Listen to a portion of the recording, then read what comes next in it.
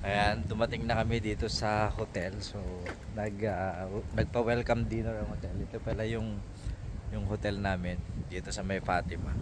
So, malapit lang yung Basilica, simbahan. So, habang nag-dinner yung aking mag-anak, Yossi muna, sabay kausap. So, mamaya-maya, punta kami, may prosesyon. So, sasama kami para makapagpasalamat na rin. And tomorrow, I think sa Lisbon naman kami. So, kita-kita tayo mamaya sa may prosesyon mamaya, no? Alas 10 ng gabi. Alas 9 pa lang dito. So, we still have time to prepare ourselves. A walking distance lang naman ng Basilica. So, kita tayo mamaya. Push. Yan na yung simbahan.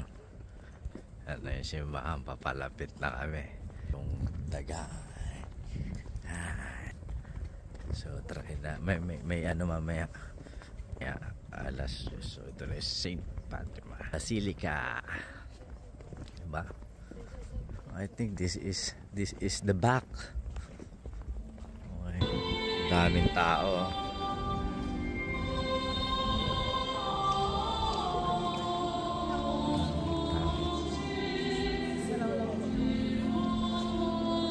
Daming tao. Dito kami sa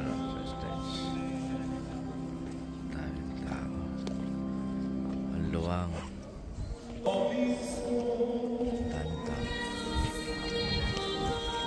Nabali na kasi hindi tayo matan yan. Daming tao.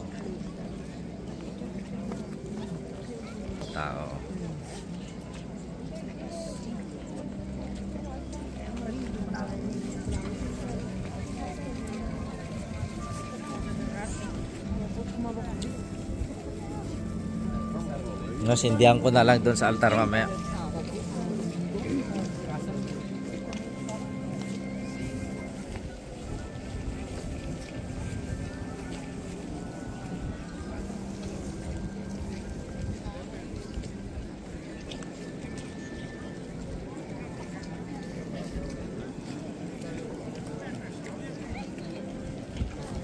Dadasal kami para sa lahat.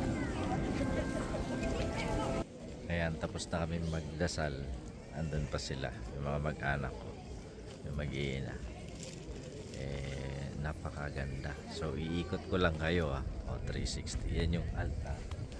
Tapos yan yung simbahan.